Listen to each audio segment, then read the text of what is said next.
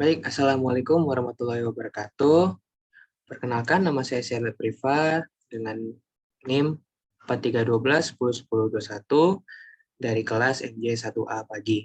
Di sini saya akan mempraktekkan model Linux, modul ke-14, yaitu Special Permission atau perizinan yang spesial. Di sini saya akan membacakan penjelasannya terlebih dahulu. Pada praktikum sebelumnya, kita sudah membahas tentang permission baca, tulis, dan eksekusi. Dalam sebagian besar situasi permission ini cukup untuk mengkomodasi kebutuhan keamanan user, individu, atau organisasi. Namun, ketika bekerja dengan multiple user yang perlu selalu bekerja secara rutin pada directory dan file yang sama, maka bisa jadi permission ini mungkin tidak cukup. Special permission seperti setu ID, set git, dan bit yang melekat sticky bit dirancang untuk mengatasi masalah ini. Pada praktikum kali ini, kita akan melihat cara kerja dan bagaimana mengatur special permission ini. Mengetahui layout dasar dan file system sangat penting untuk dapat bekerja dengan sukses menggunakan Linux.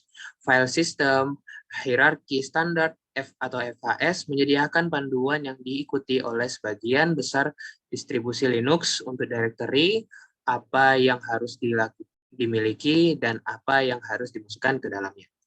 Baik, selanjutnya kita akan langsung masuk ke langkah-langkahnya.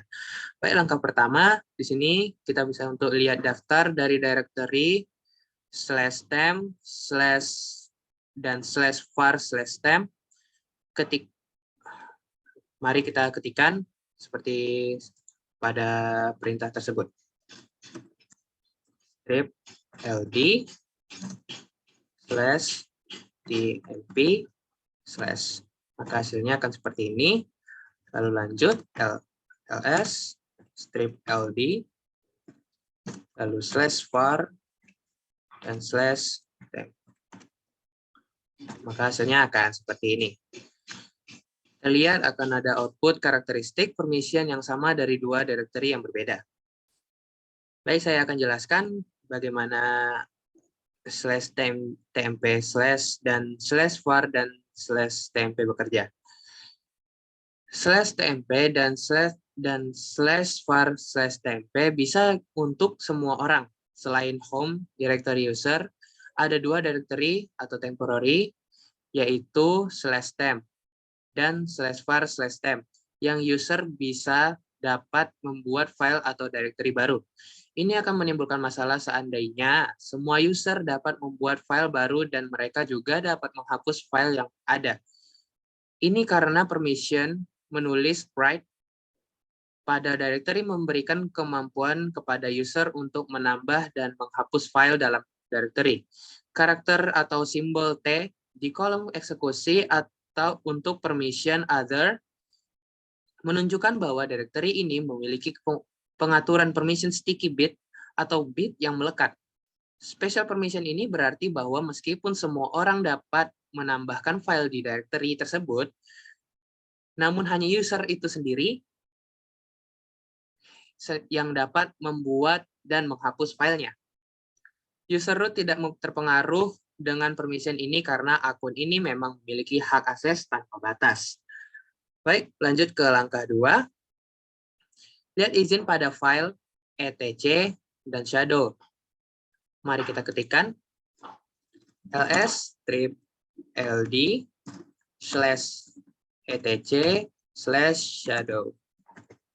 Maka akan keluar seperti ini. Output menunjukkan bahwa pengguna root memiliki izin membaca R atau menulis, anggota grup shadow memiliki izin membaca, dan others tidak memiliki izin pada file ini. Lanjut ke langkah 3. Kita bisa ketikkan seperti ini, seperti pada modul /user /bin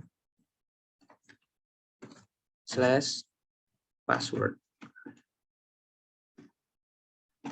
Maka akan keluar seperti ini. Perhatikan S di kolom permission eksekusi user. Ini menunjukkan bahwa file ini memiliki pengaturan permission melalui set2id, STUID, sehingga dijalankan sebagai user yang memilikinya atau root. Daripada user yang menjalankan perintah, dengan demikian perintah password bisa melakukan pembaharuan file /etc/shadow. Karena dijalankan sebagai pengguna root, ingat bahwa pengguna root dapat mengedit file apapun terlepas dari izin pada file tersebut. Selanjutnya ke langkah 4, kita akan mengetikkan ls spasi strip L spasi /user/bin/wall. Maka akan muncul seperti ini. Output sekarang menunjukkan S di kolom eksekusi. Untuk grup, huruf S pada kolom eksekusi grup menunjukkan bahwa file ini memiliki pengaturan permission setgit sehingga dieksekusi sebagai grup yang memilikinya atau TTY. Daripada grup dari user yang sedang menjalankan perintah. Dengan demikian, perintah wall dapat menulis ke semua terminal TTS ya terminal saat dijalankan sebagai grup terminal. Lanjut pada langkah 5. Pastikan kita akan memastikan posisi directory berada di home directory. Maka kita akan buat sebuah file dengan nama sumber yang berisi dengan teks tanda kutip data dengan menggunakan redirection seperti terlihat pada gambar di bawah. Mari kita ketikkan seperti yang pada gambar. Echo tanda kutip date lebih besar, tanda lebih besar, spasi sumber. Kita sudah memastikannya. Lanjut ke langkah 6. Kita akan mengetikkan seperti di atas, ls strip li strip sumber. Nah, kita sudah mengetikkannya. Open yang disorot menunjukkan bahwa file memiliki nomor inode 1354430. Nilai ini akan bervariasi di setiap sistemnya, tentunya. Seperti yang pada gambar di sini ada 43628, yang kita buat di sini ada 1354430. Dan jumlah link hanya 1. Sistem operasi Linux menggunakan inode untuk melacak informasi tentang file. Sebuah entry directory mengasosiasikan nilai inode dengan nama file. Membuat hard link menciptakan entry directory lain yang terkait dengan inode yang ada dan akan menaikkan jumlah link yang ada. Hard link memungkinkan kita memiliki banyak nama untuk merujuk ke file yang sama. Jika salah satu dari nama-nama ini dihapus, maka nama-nama lain masih dapat digunakan untuk menunjuk ke file. Kenyataannya, nama-nama lain ini bahkan dapat digunakan untuk membuat link tambahan. Semua nama ini dianggap secara setara karena semuanya merujuk ke inode yang ada. Lanjut, kita akan ke langkah 7. Kita akan menggunakan perintah in, ln untuk membuat hard link. Lihat detail dan informasi inode dari sumber dan file hard link baru. Mari kita ketikkan ln sumber spasi hard link. Selanjutnya kita akan ketikkan ls untuk memastikan sumber hard link.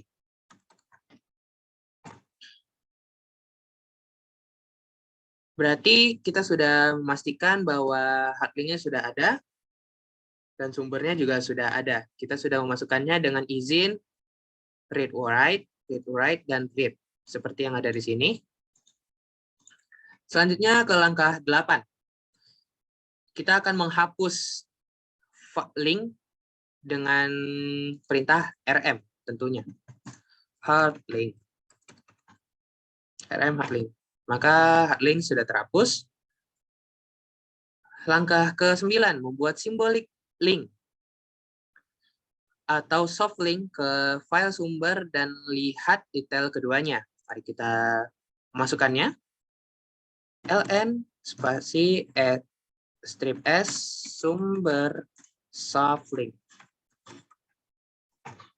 Baik, kita akan memastikannya apakah sudah masuk atau belum. li sumber soft link. Maka sini akan sudah ada soft link yang sudah kita masukkan. Dan dengan perintah yang sebelumnya pada langkah 8 yaitu rm hard link, maka di sini tidak akan ada rm hard link lagi yang padahal sebelumnya juga ada. Berarti kita sudah berhasil untuk menghapusnya. Baik, lanjut ke langkah terakhir. Di sini kita disuruh untuk buat soft link ke directory /proc dengan menampilkan linknya. Baik, kita akan masukkannya. Buat soft link ke directory /proc.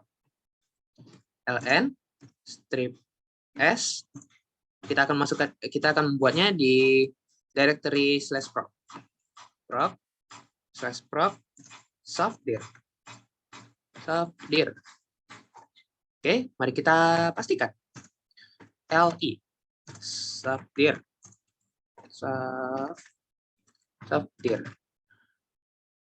Oke, berarti kita sudah berhasil memasukkannya pada directory /proc. Baik, sekian itu saja praktek kita pada hari ini untuk modul ke-14, yaitu special permission pada terminal Linux.